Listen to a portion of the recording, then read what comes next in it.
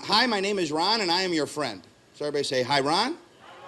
All right, good. I want you to look to the left and right and say hi and your name and say, I am your friend. Okay, awesome. So listen, interactive is really important. And first of all, I want to thank you for your time and thank you for being here and taking the time away from your business to invest in yourself. And much like Alan, Alan, when I first met Alan, we spoke for, about 7 or 8 hours continuously. We left that conversation, and Alan, I am now self-proclaimed twin of Alan DePena. But we come from a very similar background, and a lot of people that you hear that are being successful in the martial arts business right now, let me talk about the martial arts business, are people who came to the martial arts industry with a strong business background, right? And it wasn't that long ago in the martial arts industry that if you put martial arts and business together, people looked at you really funny, right? They looked at you really funny.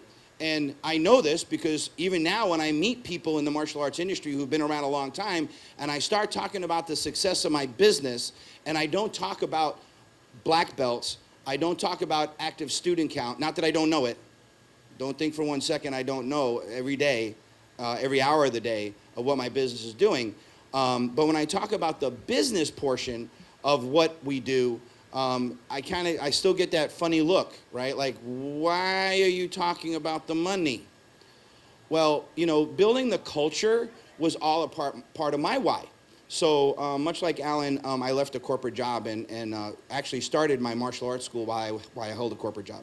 Look, I look across the audience and I see great people here. I just spent an amazing day at the conference. The conference hosted an amazing restart and recharge event. I had my first opportunity to be in a room full of amazing ATA owners and masterships and just great people, and I learned a lot from that.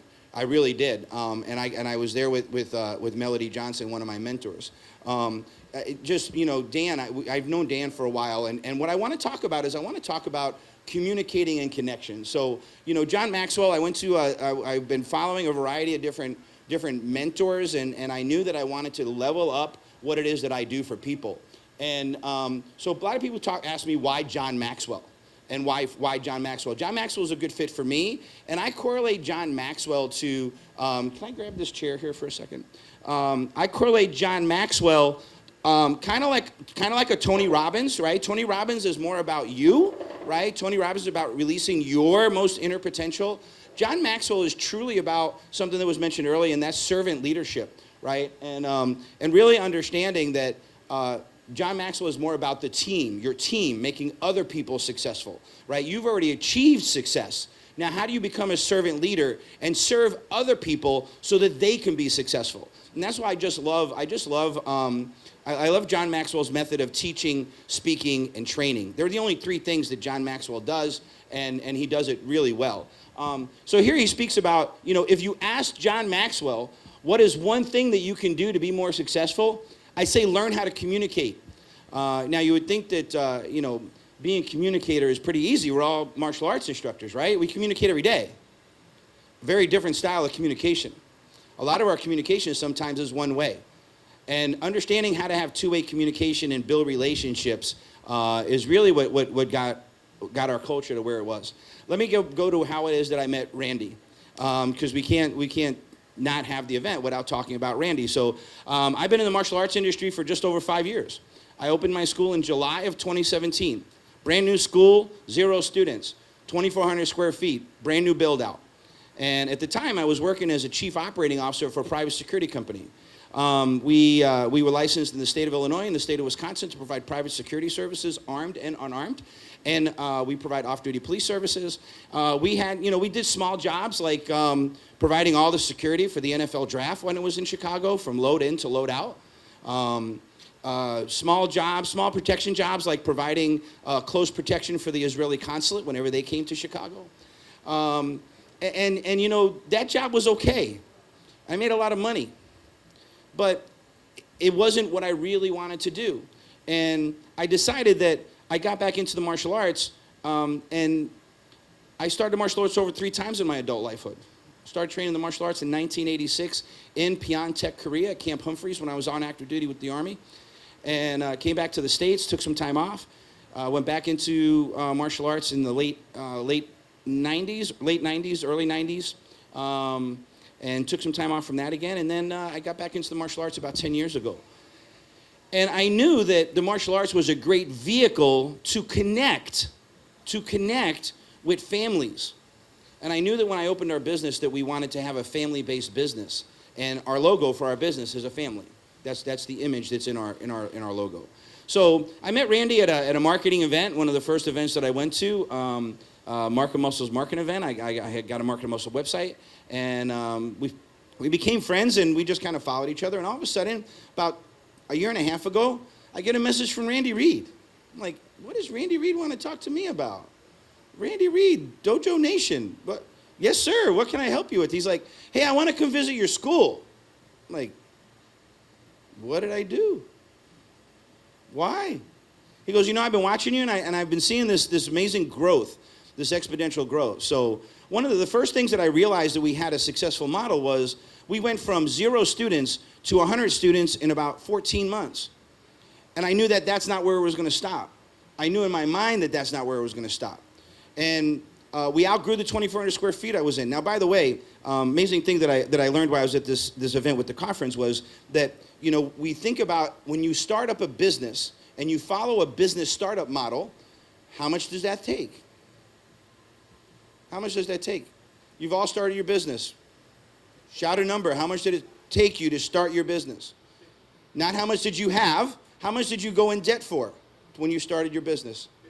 50,000. Anybody more than 50,000? More than 50,000. Opened your first school. It took you more than 50,000. How many of you? Okay, great. Okay, how much, MJ? 60? 75? Okay. And then we have great models, right? And if you follow the models that are out there, you probably need to walk up with a war chest of about $100,000 to $125,000. And you probably don't have that money. I was fortunate. I had the money because I sold my first business. Okay? Tony Robbins talks about the success is building a business, not as a legacy. Build your business so you can sell it. The only way you're going to be able to sell your business is if your business communicates value and has significant connections. All right, so how do we learn how to communicate? Let's go to the next slide. All right. Connection increases your influence in every situation. Influence. You have a great amount of influence in your community. You have, again, we heard about this, right? I just look out. I want to say, there's some people here in the room that really go the extra mile. And when you're willing to step out of your comfort zone, and you're willing to go somewhere outside of your normal circle, your normal social circles, that's where you really grow. And I want to say thank you to Morris for coming in and visiting our school and spending a day with me and giving me an opportunity to share what we do in our business. And he was so complimentary about how we do things. And when you're doing things, when you're doing something, it's right. You know it's right because it works, but you don't know that it's right. Do you understand what that means? It makes sense to you at all? Like you don't know that it's right. Like, it's right for me. For me, success is not making it right for me, right? Proven success is replicating it, letting other people have the same success. And to do that, you have to have a great amount of connection. So much like Alan, KPIs are my life, right? And Chris Rodriguez is my mentor and my coach, and Chris will tell you, math is the path. And I believe in that, right? Here's why I believe in that, because I know that the numbers do not lie. The numbers don't lie. You can't hide from them. You can't explain them away, right? Your ego will lie to you. Your ego will tell you that there's reasons why the numbers are what they are. But the numbers will never lie, and those numbers will tell you what your trends are. Next slide. So influence. Let me talk about influence really quick. So Randy had a great influence upon me because he came out. He said, listen, Ron, I'm going to do this Read on the Road show. And I want to come out and I want to visit schools and I want to talk to school owners. And several of you here have had an opportunity to have Randy visit your school. And what a great honor that is, right? What a great honor it is to have somebody come to your school, come to your business, highlight you, and then share your business with other people. And that's the influence connection, right? That's the influence. Okay, number one criteria for advancement and promotions for professionals in the ability to communicate effectively. I mean, this is just a little statement from, Harvard Business Review. That can't have a lot of value. In connection, what I know is from working with kids and working and understanding child development and how adults learn is, there's a big difference compared to how we work with children and how we work with adults, right? When we work with children, pretty much whatever we tell them, they're going to believe us because we're an influencer and we connect with them. But you're going to hear me kind of like mix in my story while I'm sharing the importance of connection and how my success, I truly believe that the success of my business, what allowed me to take my business and grow, what allowed me to grow from 2,400 square feet to 4,800 square feet. I did things in my business. Oh, and by the way, I owner financed my business. I owner financed my business. I put my own money into my business. So that 100,000, 125,000, 50,000, those weren't business loans. Those weren't like, oh, if I blow, it's the bank's money. If it blows up, it's too bad. I owner financed my own business. So in about 24 months, I had to invest about $175,000 in my business with no promise of return. But I knew that I had a good model. I knew that I had a good model because my numbers were trending in the right direction. I knew that I had a good model because the connection I was making in my community started putting me in places that I didn't think I was going to be able to get into. When I first opened my business, one of the places that I wanted to be is I wanted to connect with my local park district. Everybody knows that your local park district is a feeder to your business. Would you agree with that? If you didn't know it, I just told you. Your local park district is an amazing feeder into your business. Why? Why would your park district program, your local park district program, which you're probably going to have to give your services away for a lot less money, because that's why people go to the park district. They go to the park district because it's cheaper, it's less expensive. More importantly, why do people buy out of the park district guide? What does the park district have? Park district is like your youth program, right? Anybody? What does it have? It's the community and people trust. There's trust, right? So you get your business in the park district guide. Now you use the connection, and we're going to get to a slide that talks about 5 different pieces. But so we took our business, and on the financial side of our business, and why Randy came out to visit me was 2019 gross sales 127,000. 2020 gross sales 248,000. 2020 gross sales 370,000. 2021 gross sales 478,000. Now, Doug just told you about how he grew his business and he grew his gross sales, right? Same thing. I started my business, single employee, me. We currently have 5 employees in our business right now. So not only did I take the understanding of a connection and how connection was important and how building a strong culture was important and how all the other things mattered, but I also understand the value of compression. The value of compression. Next slide. All right. So here's 5 quality skills that U.S. presidents have, right? Presidents would be pretty considered successful people. How do they get elected? Well, all right, let's not talk about that. We know how they don't get elected. But presidents get elected, and all elected officials get elected based on their influence. They influence other people to believe in what they're doing enough to earn that vote. All right, next slide, which I don't know how trustworthiness got on there, but I guess we have great trustworthiness. Hey, can you guys give me a minute?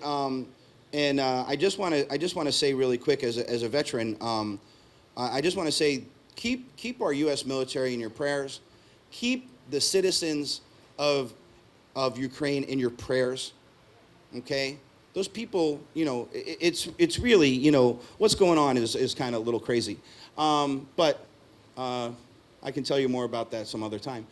Connection, the ability to identify with people and relate to them in a way that increases your influence over them. Do you believe that to make your students stronger, you have to be able to influence them? Of course we do. We do that not from a position of authority, which was the old martial arts style, right? Randy talked about how competitive martial arts has changed and how our parents now, they don't even really understand what the martial arts is, right? So many of them don't know. This is a lot of times when I talk to people about how do you talk to people on the phone and how do you deal with the price question. How do you deal with the price question? We have our own limiting belief. We have a limiting belief that when people ask the price question, they're shopping for the cheapest price. Have you ever thought about the buyer for a second?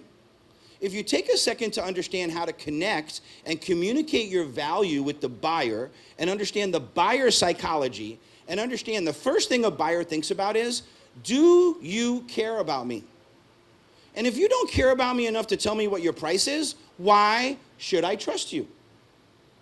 So do you care about me? First, buyer psychology. Second, buyer psychology. Do you have something I need? When is it? What time are your classes? Where are you located? Not only do you have something I need, do you have something I can use and that fits into my life? And the last one is, do I trust you? Do you care about me? Do you have something I need? And can I trust you? Based on these three buyer psychologies, I've built strong connections with my community, with my family, with my families through communicating the value. Next slide. All right. What do you do when everyone you are leading or speaking to has different values or beliefs? You've experienced this, right? You've all experienced somebody in your business, whether it's your staff, your team, your parents, your students, they have a different belief than you do. When you properly communicate what the goal is, when you properly communicate what the outcome is, and connect. But the problem we have sometimes is we communicate our vision. We communicate our vision. So another thing I knew when I started running my martial arts business, that I could not run it with the idea that the people were here to serve me. The people were here to serve me. The students were here to serve me. How dare you ask me a question? I am the instructor. See? See what I'm wearing? Look what I'm wearing. By the way, as far as rank is concerned in the martial arts, I opened my school as a first-degree black belt. A brand new first-degree black belt. I made first-degree black belt in November of 16. I opened our school in January of 17. Guess what? The only people that cared were other people in the industry. Those were the only people that cared. When I said, hey, I'm a new school owner, and they said, what rank are you? I'm a first-degree black belt. Who did you follow under? Where did you come up? Can't do that. It's in the box. You locked it in the box. It's the box right there. The box says the only way you can be an owner is you have to be a master first. It's in the box. That's what's in the box. That's what the rules say. You broke the rules. You must be a bad person. So I'll tell you who didn't care. Who didn't care were the parents, the people who are paying for my service. The people who are paying for my service. And I come from a service industry background. So I know in a service industry background that I am here to serve them. They are not here to serve me, ever. Ever, ever, ever, never are my students, my parents, my families here to serve me. Master Von Schmeling, you don't know, but I know a lot about you because I follow somebody who got great advice from you. And a lot of what I do in my business is probably a lot of business practices that you taught that person. And that person is Greg Horton. And Greg Horton, and through his mastery program, taught me a lot of great things. Now, I'm going to tell you about this and about these other peoples because I don't want to name drop. What I'm telling you is that one of the things that made me successful in my business in being able to communicate value and connect was immersion training. Now, I learned about immersion training on active duty, right? If you want to get a bunch of people from all over the place, right, all over the United States, put them in one room, get them all to do something in a short period of time the same exact way, you do that through immersion training, right? Immersion training is like your Saturday seminars, right? You do regular classes, you hold a Saturday seminar. A Saturday seminar would be an immersion training. In the first 18 months of owning my martial arts school, I spent $38,000 learning about martial arts business. Traveling, going places, every program that I could buy, everything that I can look at, everything that was available out there that was the new cool thing. That's what gave us that accelerated growth. Now, the other thing that made me realize something when I had my landscape company, and we made a major shift in our business, and I challenge all of you to do this. All of you to do this with a very intentional purpose, is change your business from an icon-based business to a value-based business. Does anybody know what that means? What does that mean? Take a guess. I know it's getting close to lunch. But Randy said, Ron, I'm going to put you up here last because we're getting ready to go to lunch soon. And I know that you're going to get everybody worked up, all right? So listen, do me a favor. When I say 2 claps, I want you to give me 2 claps and go whoosh. Can you do that? 2 claps. Good job. All right. What is the difference between an icon-based business and a value-based business? I'll tell you how I learned it. Any idea? Nobody? All right, an icon-based business is based on you. You are the icon, or there is an icon. A value-based business are customers that come to your business and buy your service based on the value of the service, okay? And I knew that I made a major shift in my landscape company when the phone would ring and people stopped asking for Ron and people started saying, is this for Evergreen Lawns? Is this for Evergreen Lawns? Now, I inject these little personal stories because as adults, same like Doug said, right? You don't know me. You might have saw me around here or there, maybe on Facebook somewhere. By the way, I'm locked out of Facebook right now. Not because I did anything bad, just because Facebook changed their authentication process. But when that happened, when the phone calls started coming in and they changed from, is this Ron or is this for Evergreen Lawns? I knew that my business made a significant shift.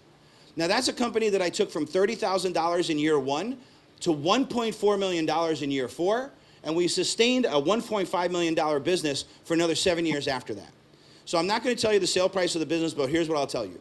I'll tell you that when we sold the business in that year, 2011, and we wrote a check for capital gains taxes, the check I wrote to the federal government was $174,000. $174,000. That was the capital gains tax just on the sale of the business. That wasn't what I paid for corporate taxes in the year 2011 either. So anyway, next slide. Leaders are all about others, right? We need to be about other people. And being a servant leader, that's really what it's about. Next slide. So it's all about connection. Next slide.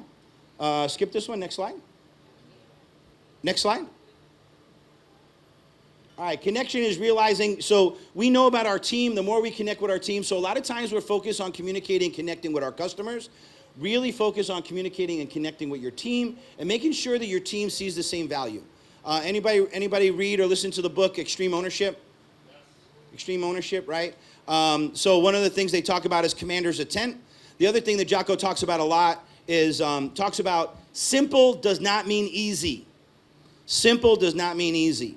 At the Market Muscle Summit 2 weeks ago, one of the speakers spoke about doing what's right, don't do what's easy. So when you simplify things in your business and you simplify your communications to strengthen your connection, don't think that simplifying your communication will build a better connection. Because the 3 things that I heard a lot over those 3 days was automate, delegate, and eliminate. And those are all great things. But there's certain things that are part of your communication method that support your culture that just cannot be automated, delegated, or eliminated. They just can't. But we want to because we want to make it easy. So do what's right, not what's easy. Next slide. Connecting is more than a skill. Is more than a skill. It's a natural talent. I really appreciate when people think that I'm a connector, right? Hey, this is Ron. He's a great connector. He's going to put you in connection. He's going to connect you to other things, other systems, other programs, other methods of success. Next slide. All great speakers were bad speakers when they started. Anybody think that you just like the first time you speak, you're just like amazing? Everybody remember the first martial arts class you ever taught? Right, came up in an old traditional taekwondo system, and I remember it very specifically. I showed up that day. I think I was a blue belt at the time, and the instructor came out and looked down the line and said, "You're the senior. You're teaching class today. Go." I was like, "Wow, okay." And you know what I did, right? You know how my class started out, right? Brand new instructor. Every class starts out by doing what? Like 100,000 push-ups. Right? You got to do 100,000 push-ups. Like your class cannot start. We have leadership students. We have students in our storm team. We have students that are coming up on our staff development. And every single time we highlight one of those kids and we say, "Congratulations, you're black belt for a day. Come on up here. You're teaching." And they run up and their parents have the camera and they say, "Go, what do you want us to do?" They say, "Push-ups." Like every single kid Doesn't matter if they're 9 or 13 or adults, doesn't matter. I'm like, what do we teach here? So I really have to think about my communication style and what are we communicating? What are we connecting? All right, next slide. Next slide. 5 factors of connecting. Go, load up the list. Hey, listen, while you're here and you're taking notes, next 5 things. Click it 5 times. Go, 1, 2, 3, 4, 5. Next. Next. Success, good. Next. Ability, and next. And sacrifice. These are 5 things that I really believe in and factors that help you connecting. Relationships. We see it going on right here. Relationships are all about using your communication style, connect with people you know. And when you connect with people you know, you connect with other people that they know. Right? So connect with people you know. Number 2, insight. What do you know? What do you know?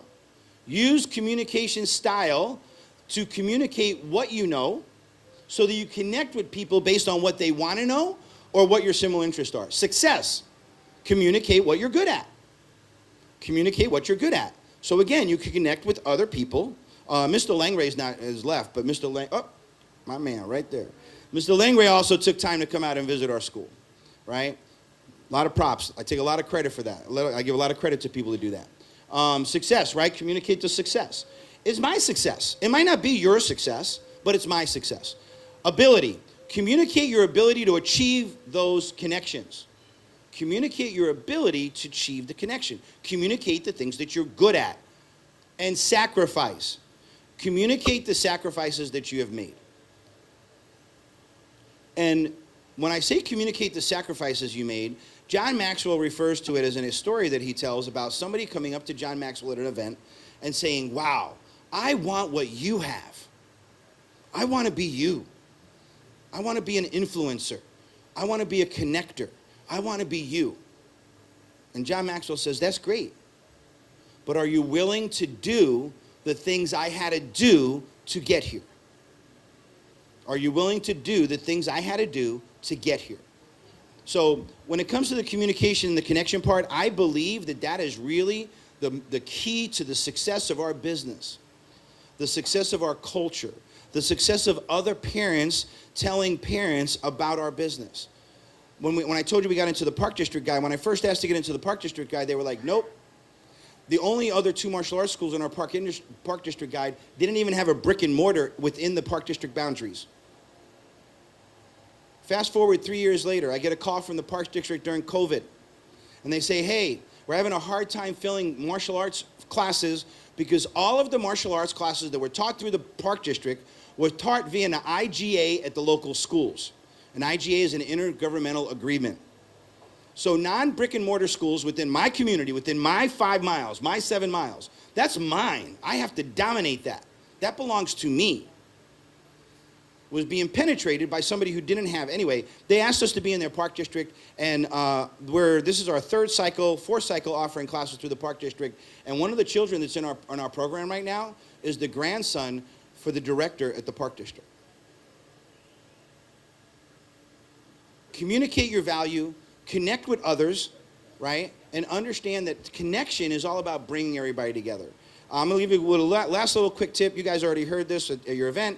As you're here, and if you're on the live, type comments in there. But listen, as you're taking this information down, use these 3 letters, ACT. Use ACT. As you write these little notes down, ACT. A is for apply. Apply something that you learned. Next to the things that you're writing in your notes, write an A and circle it. All the things that you need to apply to affect change. Right? C. Change something. Take one of the things that you hear that you go, wow, that's great, right? Wow, that's great. I just heard an amazing nugget, right? Here was the amazing nugget, right? And I told Mr. Rankin, and I tried to tell Alan, but he wasn't listening to me because he's my twin, right? Here it is. Ready? Ready? Don't wait for somebody else to create the event. Do what? Create the event yourself. Create the event yourself, right? Don't wait for somebody else to do it. The last T is teach somebody something. Teach somebody something that you learned from these events.